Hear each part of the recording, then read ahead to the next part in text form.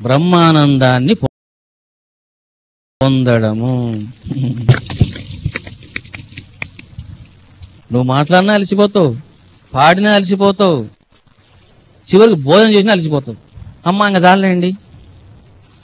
చూడండి, భోజనం పెడుతూ ఉంటారు.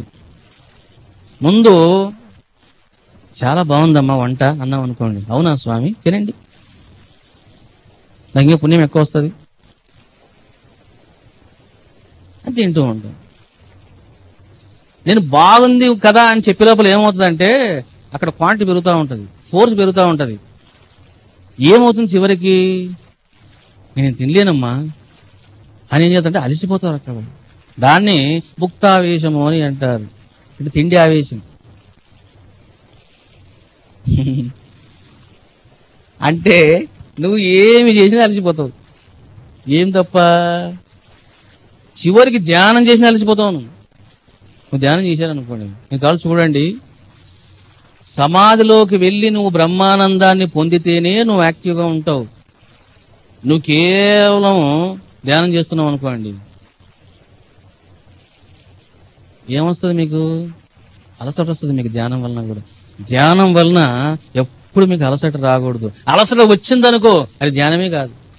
అలసట లేనిటువంటి కర్మ ఈ సృష్టిలో ఏమిటి అంటే that is only experiencing of the Brahmananda. బ్రహ్మానందాన్ని అనుభవించడం.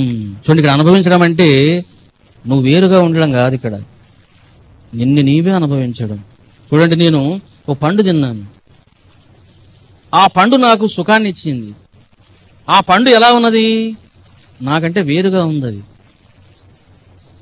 నాకంటే వేరుగా ఉన్నటువంటి పండును నేను అనుభవించి సుఖాన్ని పొందాను, అందుకే దాన్ని ఎక్స్పీరియన్స్ అన్నారు.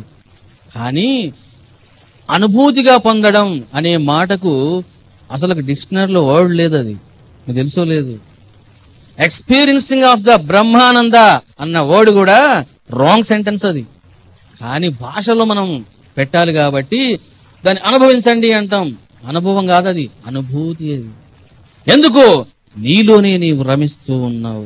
ఆ పరమానందాన్ని నువ్వు ఏ విధంగా పొందుతున్నావు అంటే నీలోనే నువ్వు పొందుతూ ఉన్నావు, నిన్ను నీవే అనుభవిస్తూ ఉన్నావు, నిన్ను నీవే ఆస్వాదిస్తూ ఉన్నావు, నీవు నీవుగా ఉన్నావు. దీన్ని పరమానందం అంటారు. ఆత్మన్యేవ ఆత్మనా తుష్టః. చూసారా ఏం వాక్యం ఇది? నీలోనే నీవు రమించు. అది ఆ ఫ్యాన్ తిరుగుతూ ఉంది, నాకు చల్ల గాలి వస్తూ ఉంది, ఇప్పుడు నేను రమిస్తూ ఉన్నాను. నేను రమించడానికి కారణం ఏమిటి? ఆ ఫ్యాన్ ద్వారా వచ్చేటువంటి గాలి. ఇదంతా కూడా అనుభవాలు. అనుభూతి అలాంటిది కాదు.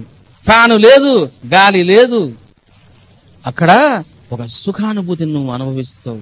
అది మాటలుగా అందదు. చూడండి, చిన్న పిల్లలకి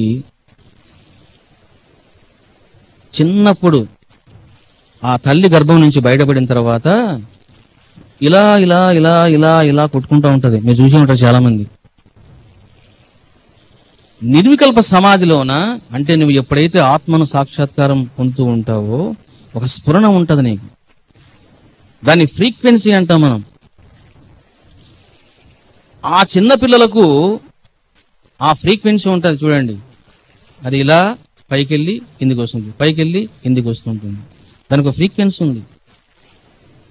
మన గుండె ఉంది. లవ్ డబ్ అన్నారు సైంటిస్టులు. మహర్షులు ఏమన్నారు అంటే ఇదిగో వాళ్ళు ఓం ఓం అన్నారు. వాళ్ళు కొంతమంది ఏమన్నారు, రకరకాల పేర్లు పెట్టుకుంటూ పోయినారు. రమణ మహర్షి ఏమన్నారంటే నేను నేను అన్నారు. బాబా ఏమన్నారంటే సాయి సాయి అని నీవు గనక నన్ను స్మరిస్తే అన్నారు ఆయన. చూసారా? అంటే లబ్బు డబ్బు, this is the language of science. ఓం ఓం ప్రాచీన శాస్త్రాలు. రమణ మహర్షి నేను నేను, చూసారా? నేను నేను. సాయి సాయి. ఆ ఫ్రీక్వెన్స్, ఈ లోపల ఉండేటువంటి ఫ్రీక్వెన్స్ ఒక్కటే. ఇది నేను అనుభవంతో చూసినటువంటి విషయం.